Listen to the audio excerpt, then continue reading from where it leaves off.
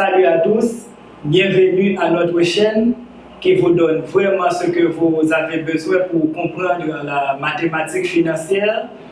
N'oubliez pas de liker cette vidéo, laissez votre commentaire et abonnez à cette chaîne pour recevoir la prochaine vidéo sur l'application de l'intérêt simple dans les opérations financières à court terme. Aujourd'hui, je vais vous parler de l'intérêt simple. Ce cours sera présenté en deux parties. Dans la première partie, je vais vous présenter les deux formules de l'intérêt simple et dans la deuxième partie, je vais vous présenter des exemples d'application. L'intérêt simple a deux formules et c'est facile à comprendre. La première formule, I égale P fois I fois N. I, c'est l'intérêt à recevoir sur un capital. P, c'est le capital initial au temps T0. I, c'est le taux d'intérêt. N, c'est la durée ou la période. Cette formule permet de calculer l'intérêt sur un capital. La deuxième formule, c'est S égale P 1 plus IN. S, c'est la somme définitive d'un capital initial. Cette formule permet de calculer la somme définitive sur un capital initial. Il y a des considérations à faire concernant la période. La période, c'est N. Lorsque la période est exprimée en années, on applique les deux formules suivantes.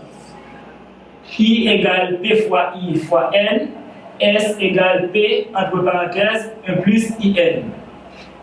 Lorsque la période est exprimée en mois, on applique les formules suivantes. I égale P fois I fois N divisé par 12. 12, c'est le nombre de mois. Ici, c'est le nombre de mois qu'on vous donne dans l'exercice, à diviser par 12. 12, le nombre de mois de l'année. Et S égale P, entre parenthèses, 1 plus IN divisé par 12. N peut être exprimée, la période peut être exprimée en années. On applique les formules suivantes. I égale P fois I fois N divisé par 365, 365 jours de l'année. Et S égale P, entre parenthèses, 1 plus IN divisé par 365 jours. Ce sont ces considérations à faire lorsque vous calculez la période en années, vous calculez la période en mois et vous calculez la période en jours. Maintenant, je vais vous parler des caractéristiques de l'intérêt simple. La première caractéristique de l'intérêt simple, l'intérêt simple est constant durant toute la période du prêt. Cela veut dire que s'il y a un prêt qui dure 3 ans, pendant ces 3 ans, l'intérêt qu'on va recevoir sur un capital, l'intérêt reste constant durant ces 3 ans. Cela veut dire que l'intérêt ne change pas.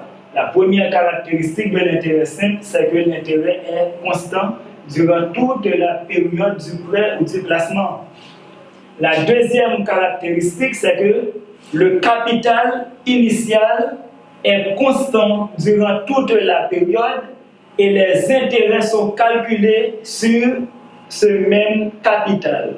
Cela veut dire que pour calculer les intérêts sur le capital, on utilise toujours le même capital parce que pendant ces 3 ans, il y a 1 an, il y a 2 ans, il y a 3 ans.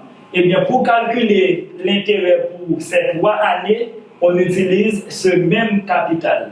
C'est pourquoi la deuxième caractéristique de l'intérêt simple, le capital est constant durant toute la période du prêt et on utilise ce même capital pour calculer les intérêts. Et la troisième caractéristique, c'est qu'on verse un intérêt au détenteur du capital à la fin de chaque période Et pour calculer la somme définitive, c'est une addition entre le capital initial qui est P et l'intérêt annuel qui est I. Ce sont les trois caractéristiques de l'intérêt simple. Maintenant, je vais vous parler de la représentation graphique de l'intérêt simple. Le facteur 1 plus IN, c'est un facteur linéaire. Cela veut dire que quand on place une somme d'argent à intérêt simple, la croissance de cette somme d'argent est une croissance linéaire. Pourquoi? Parce que l'intérêt simple, c'est un intérêt constant de période en période. Voici le graphique de l'intérêt simple. Ici, on a le temps, le facteur 1 plus IN, on a 1,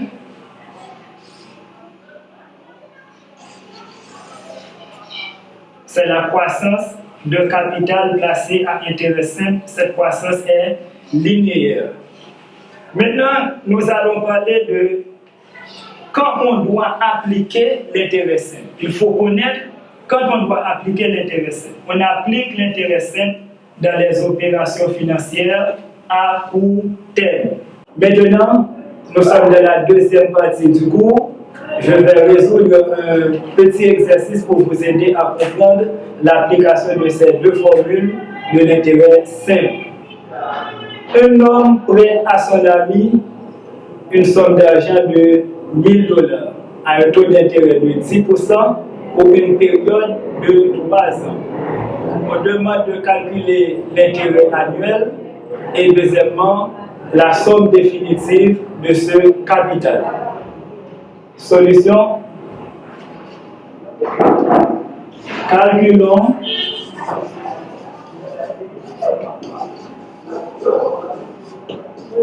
l'intérêt annuel. Appliquons la formule de l'intérêt simple. I égale P fois I fois N. I égale $1000 multiplié par 0,1 multiplié par 3 ans, I égale $300. Ça, c'est l'intérêt annuel. Après, calculons la somme.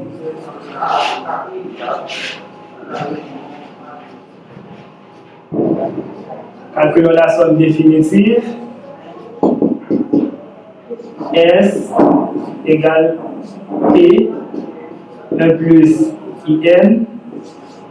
S égale $1000 1 plus 0,1 le taux d'intérêt. 0,1 le taux d'intérêt et l'année 3 ans. S égale $1300.